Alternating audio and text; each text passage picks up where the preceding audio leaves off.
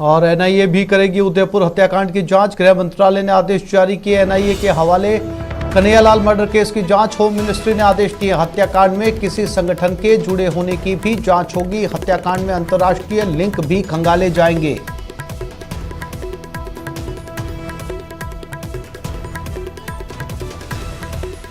तो home ministry ने NIA जांच के आदेश दे दिए हैं। हत्याकांड में किसी संगठन के जुड़े होने की जांच की जाएगी।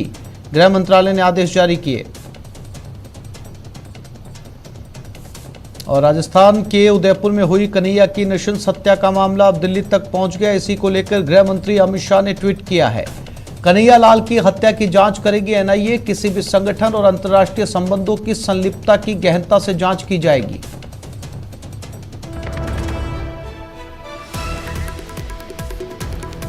और इसी खबर पर हमारे दिल्ली संवाददाता शैलेंद्र वांगू हमारे साथ जुड़ गए। उनसे बात करते हैं। शैलेंद्र, मामला जो है अब लोकल पुलिस से निकलकर राष्ट्रीय जांच एजेंसी तक पहुंच गया है। सीधा एनआईए का दखल, और इस बात से लगातार इसकी आशंका जताई जा रही है कि ये पूरी तरीके से पूर्व नियोजित प्लानिंग थी और इसमें किसी अंतर्राष्ट्रीय एजेंसी के तार जुड़े हो सकते हैं।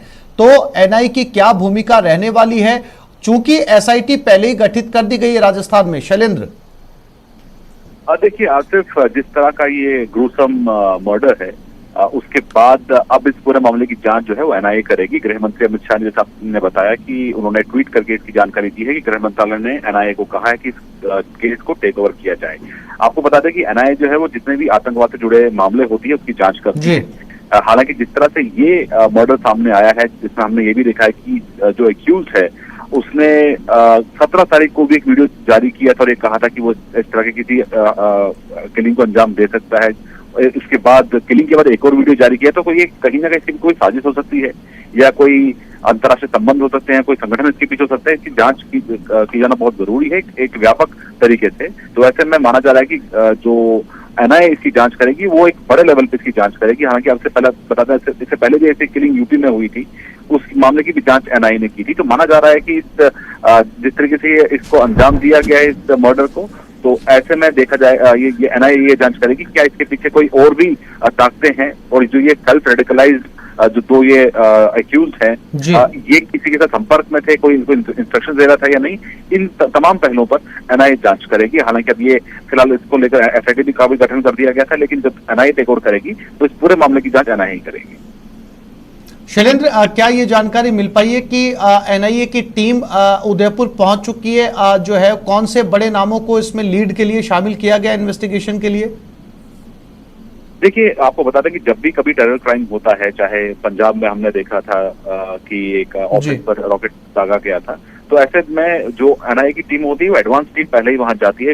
इसके बावजूद कि अभी तक एनआईए को वहां पर हैंडओवर किया गया या नहीं किया गया केस, क्योंकि शुरुआती जो एविडेंसेस होते हैं उन पर स्टडी करना बहुत जरूरी होता है। तो ऐसे जब भी कभी इस तरह की वारदात होती है तो एनआईए की टीम एडवांस में वहां जाती है। लेकिन अब क्योंकि फॉर्मली इसको हैंडओवर किया जाएगा, गृह मंत्रालय की तरफ से एनआईए को कहा गया कि जांच करने के लिए, तो अब एनआईए इसकी चार्जशीट जांच करेगी, चार्जशीट बनाएगी। तो ऐसे में अभी तक ये साफ नहीं हो पाया कि इसका कौन कौन अधिकारी जांच में शामिल होंगे। हालांकि जाहिर तौर पर एनआईए एक प्रोफेशनल संस्था है और इसका गठन 26/11 मुंबई हमलों के बाद किया गया था। तो ऐसे में जितने भी टेरर क्राइम्स हैं उनकी गहन जांच के लिए एनआईए का एक मजबूत एक रोल रहा है। तो ऐसे में देखना ये होगा कि इस हत्याकांड के पीछे क्या कोई भी साजिश थी, इस पर पूरी जांच एनआईए करेगी। शैलेंद्र, इस पूरे मामले के अंदर अब तक 3 गिरफ्तारियां और हो चुकी हैं। जो 2 मुख्य आरोपी थे वो तो पुलिस के हाथ लगे ही हैं, उन्होंने जानकारी में बताया। इसके अलावा 3 लोग जो है आपसे कुछ समय पहले गिरफ्तार किए गए हैं। और चूंकि ये बहुत गंभीर मामला है शैलेंद्र, वीडियो में साफ तौर पर प्रधानमंत्री का नाम लिया गया है, ऐसे में ये जांचना या खंगालना, इन्वेस्टिगेशन करना बहुत जरूरी हो जाता है कि क्या इनके तार कहीं किसी दूसरी एजेंसी से, किसी अंतर्राष्ट्रीय एजेंसी से जुड़े हुए हैं। ऐसे में भी एनआईए की भूमिका जो है एसआईटी से कहीं ज्यादा महत्वपूर्ण हो जाती है। बिल्कुल, एनआईए का एक बहुत बड़ा रोल रहता है इस तरह की जांच में, चाहे इसमें फिर स्थानीय स्तर पर हो या फिर अंतर्राष्ट्रीय स्तर पर। एनआईए का बहुत अच्छा इसमें रोल रहा है। हमने शुरू से ये देखा है कि 26/11 मुंबई हमलों की बात हो या पठानकोट हमले की बात हो, एनआईए का इसमें काफी अहम रोल रहा है। लेकिन ये जो घटना हुई है, ये जो ग्रोसम हत्या हुई है, उसके बाद अब एनआईए इस मामले की जांच करेगी। हालांकि आपको ये भी बता दें कि इस जो विवाद हुआ था पैगंबर मामले में, उस विवाद के बाद हमने देखा था कि कई तरह की धमकियां सामने आई थी, जिसमें अलकायदा की भी धमकी सामने आई थी। तो ऐसे में क्या इनको रेडिकलाइज करने के लिए ऐसी किसी संस्था का हाथ रहा है, किसी फॉरेन हैंड का हाथ रहा है, इन तमाम पहलुओं की जांच की जाएगी। हालांकि हमने ये हमारे पास जो जानकारी मिल रही है कि जो शुरुआती जो इंफॉर्मेशन के मोबाइल से जहाँ से वीडियो बना। बिल्कुल बिल्कुल शैलेंद्र, तमाम जानकारी के लिए आपका धन्यवाद।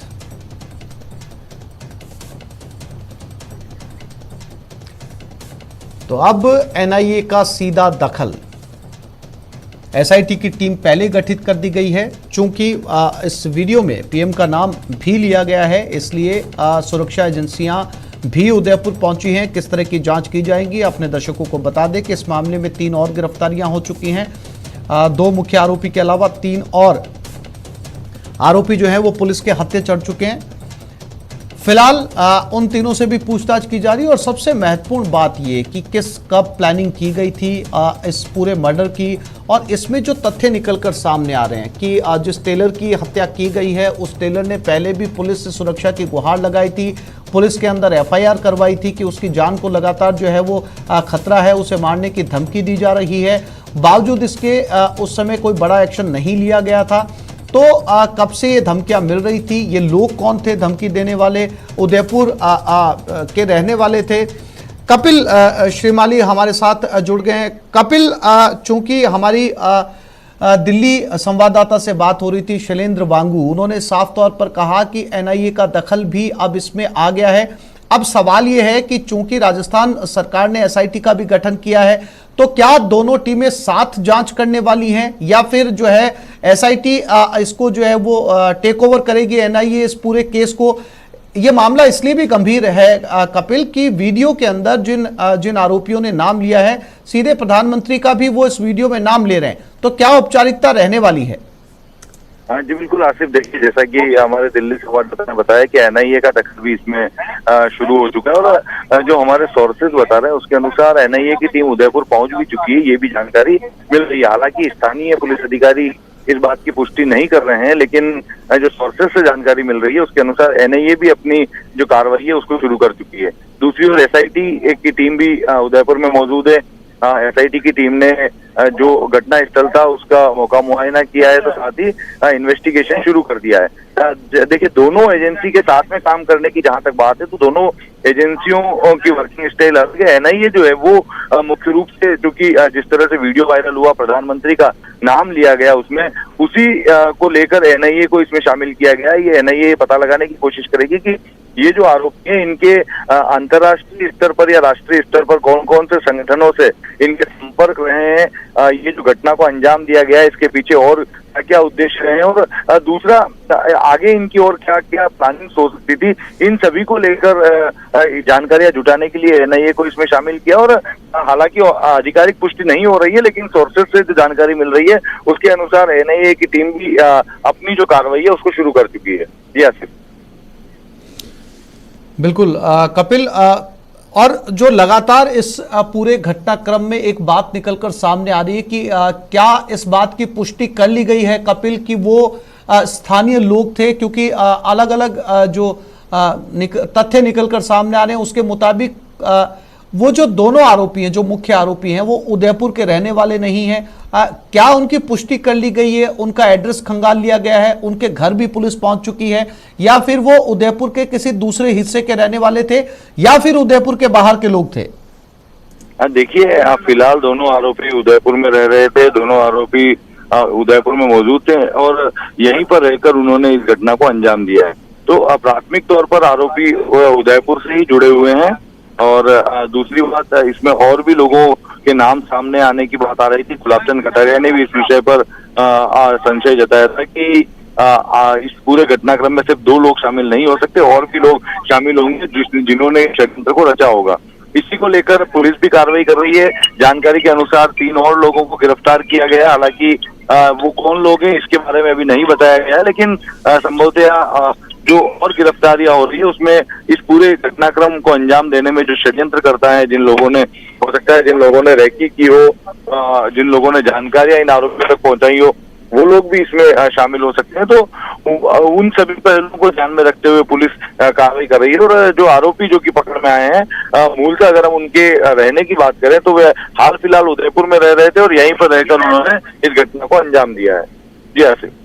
बिल्कुल कपिल, महत्वपूर्ण बात यह भी है कि पिछले काफी लंबे समय से जाहिर सी बात है कि इसकी प्लानिंग चल रही थी।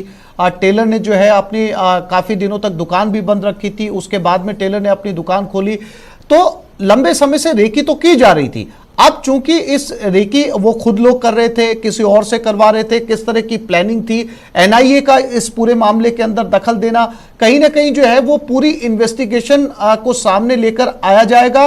और आज शाम तक कुछ और महत्वपूर्ण खुलासे भी इस पूरे घटनाक्रम में कपिल हो सकते हैं।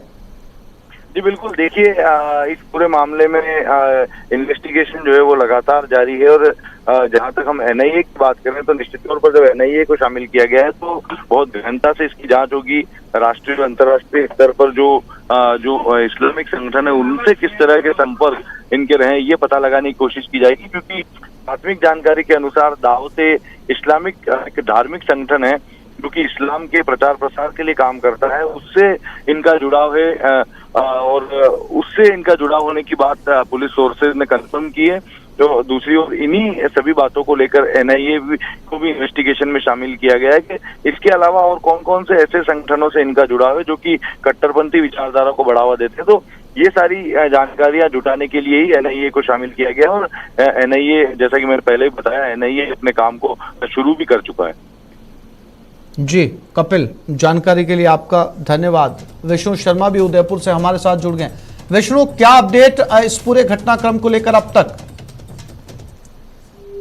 अपडेट वो ये है कि पोस्टमार्टम जो है कन्हैयालाल के शव का हो चुका है और उसमें करीब 20 से 25 चोटों के निशान, इसमें गहरे जो जख्म है वो सामने आए हैं। पोस्टमार्टम की रिपोर्ट में सामने आया कि करीब 20 से 25 जख्म कन्हैयालाल के थे, जिनमें करीब 8 से 10 गांव गर्दन पर है, यानी लेफ्ट जो बॉडी का जो पार्ट है उसमें सबसे ज्यादा इसके शव है, जो कि उनको छुरे से घोंपा गया, उनके छुरे से लगातार जानलेवा हमला किया गया, उनको मारे गए। तो ऐसे में करीब 20 से 25 जो जख्म है वो उनकी बॉडी पर है। उसके अलावा जो अब जो है उनका शव यात्रा जो है यहाँ से रवाना हो चुकी है, उनके घर से गवर्नमेंट विलास से रवाना हो चुकी है।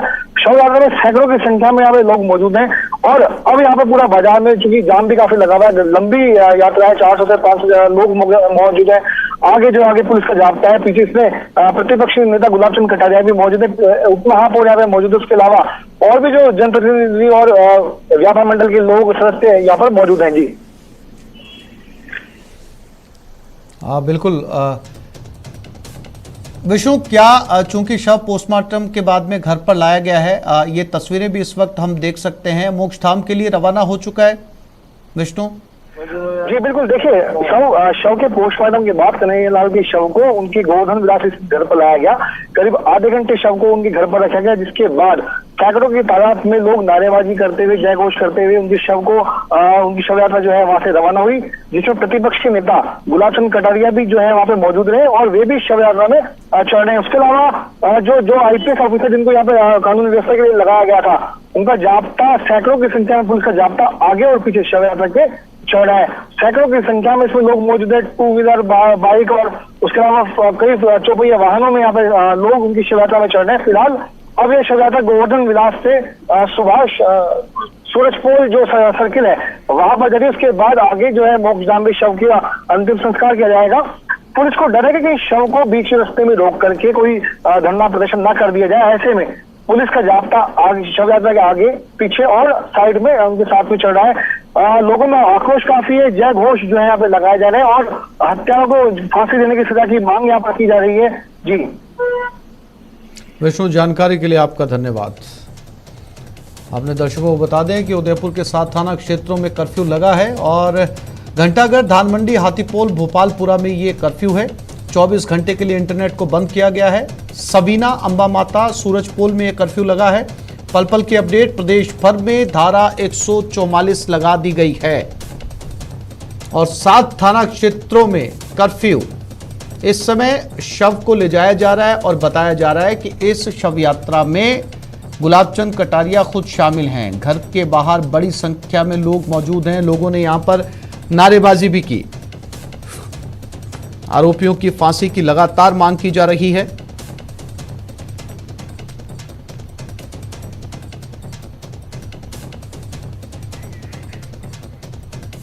और इसके अलावा सिरोही के रेवदर में भी बाजार बंद रखे गए हैं। भाजपा के साथ विभिन्न हिंदू संगठनों के कार्यकर्ताओं ने यह बंद करवाया है। उदयपुर हत्याकांड के विरोध में रेवदर, मंडार, आबू रोड में ज्ञापन सौंपा जाएगा। उदयपुर हत्याकांड के विरोध में जगह जगह बंद, और ये बंद की तस्वीरें।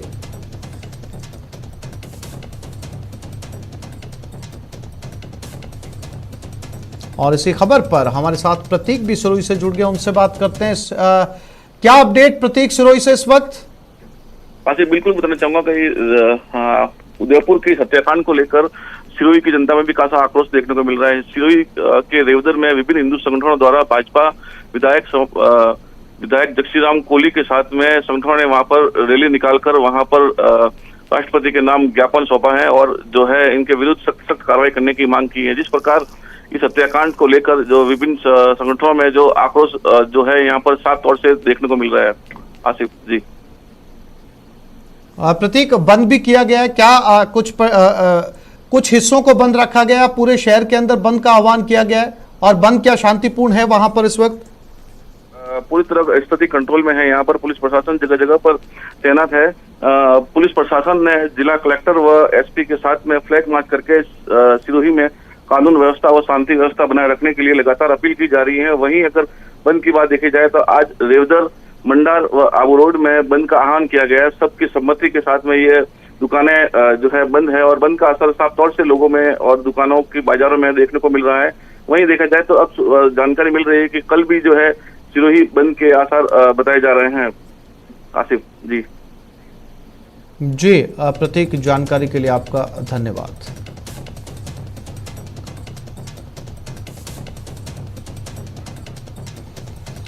और सिरोही के बाद भरतपुर में भी बंद। भरतपुर में भी चप्पे चप्पे पर पुलिस बल तैनात किया गया है। उदयपुर हत्याकांड के बाद भरतपुर में चाक चौबंद व्यवस्था, शहर के सभी धार्मिक स्थलों पर पुलिस बल तैनात किया गया है ताकि शांति बनी रहे। पुलिस के आला अधिकारी खुद भरतपुर में गश्त कर रहे हैं। मोबाइल पार्टियां भी अलर्ट पर हैं। तनाव की स्थिति नहीं बनने देने के साफ तौर पर निर्देश दिए गए हैं। और दीपक भरतपुर से हमारे साथ जुड़ गए, उनसे बात करते हैं। दीपक, भरतपुर से क्या अपडेट पूरे घटनाक्रम को लेकर? देखिए आसिफ, जिस तरह से उदयपुर में ये घटनाक्रम हुआ उसके बाद में भरतपुर में जिला प्रशासन जो है पूरी तरह से मुस्तैद है। पुलिस के अधिकारी जो है लगातार शहर में जो है गश्त व्यवस्था को बनाए हुए हैं और लगातार जो है नजर बनाए हुए हैं कि कहीं भी तनाव की जो स्थिति है वो ना बने। और सुरक्षा के लिहाज से 150 से अधिक जो पुलिस के जवान हैं वो शहर में तैनात किए गए हैं। सभी धार्मिक स्थलों पर जो है पुलिस के जवान लगाए गए हैं। प्रत्येक धार्मिक स्थल पर आधा दर्जन से अधिक पुलिस के जो जवान हैं उनको तैनात किया गया है। और लगातार पुलिस के जो उच्च अधिकारी हैं, एडिशनल एसपी हैं, सीओ रैंक के अधिकारी हैं, वो लगातार मोबाइल पार्टियों के साथ में गश्त कर रहे हैं। साफ तौर पर निर्देश दिए हैं कि किसी भी तरह से तनाव की स्थिति ना बने, कहीं भी कोई भी ऐसे हालात ना बने जिससे कि जो कानून व्यवस्था है वो बिगड़े। उसको लेकर लगातार जो है पुलिस प्रशासन के अधिकारी नजर आ रहे हैं। और जिला कलेक्टर ने भी लोगों से अपील की है कि अफवाहों पर ध्यान ना दें, पूरी तरह से जो है शांति बनाए रखें। और लगातार जो है अब धर्मगुरुओं के साथ में भी 1 बजे बैठक होनी है। प्रशासन की सभी धर्मगुरुओं के साथ में बैठक की जाएगी जिला कलेक्ट्रेट कार्यालय में, और उसके बाद में उनसे भी कहा जाएगा कि ऐसे जो वीडियो है या फोटो है उनको जो है वायरल ना करें, जिससे कि कोई भी ऐसी सांप्रदायिक के माहौल को बिगाड़ने की जो है वो यहाँ पर स्थिति बने। जी आसिफ।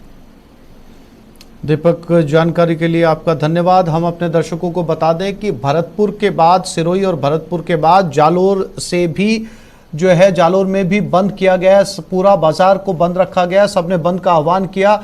चप्पे चप्पे पर पुलिस बल तैनात किया गया। भीनमाल, रानीवाड़ा, सांचौर का संपूर्ण बाजार बंद है। व्यापार संघ की बैठक में यह फैसला लिया गया है। प्रशासन ने शांति और कानून व्यवस्था बनाए रखने की अपील की है। जालोर में भी चप्पे चप्पे पर पुलिस बल तैनात किया गया है। धारा 144 वहां पर लगा दी गई है। हालांकि सभी जगह से बंद की तस्वीरें शांतिपूर्ण सामने आ रही हैं। श्याम हमारे साथ जालोर से जुड़ गए, उनसे बात करते हैं। श्याम, क्या अपडेट जालोर के बंद को लेकर? देखिए आसिफ, निश्चित तौर से जिस तरीके से उदयपुर में हुई हत्याकांड को लेकर जालोर जिले के 3 प्रमुख शहर भीनमाल, सांचौर और रानीवाड़ा शहर को आज यानी कि आधे दिन के लिए बंद रखा है। पूरी तरीके से विरोध जताया जा रहा है। व्यापार संगठनों की ओर से पूरी घटनाक्रम को लेकर कड़ी निंदा की है और आधे दिन का बंद रखा गया है। हालांकि जालोर का मुख्य शहर है, जिला मुख्यालय, वो बंद नहीं है। बाकी जो 3 प्रमुख शहर है वो पूरी तरीके से आज बंद है। सामूहिक है जो सभी व्यापार संगठन, खाद्य व्यापार संगठन, तमाम जो संगठनों ने ये निर्णय लिया और पूरी तरीके से शांतिपूर्ण बंद है। जी श्याम, जानकारी के लिए आपका धन्यवाद। तो जालोर से हमारे संवाददाता श्याम जानकारी दे रहे थे कि शांतिपूर्ण जालोर जो है वो बंद में बंद है पूरी तरीके से। पुलिस वहां पर तैनात है। हालांकि पूरे शहर को इस समय बंद रखा गया है और वहां पर जो है किसी तरह की जो है कोई अनहोनी या फिर अशांति की खबर सामने नहीं आई है। और जहां पर भी इस समय बंद है वहां पर पुलिस पूरी तरीके से निगरानी रख रही है। पैनी नजर पुलिस की पूरे उसमें बनी हुई है। फिलहाल हर जगह से शांतिपूर्ण बंद की खबरें।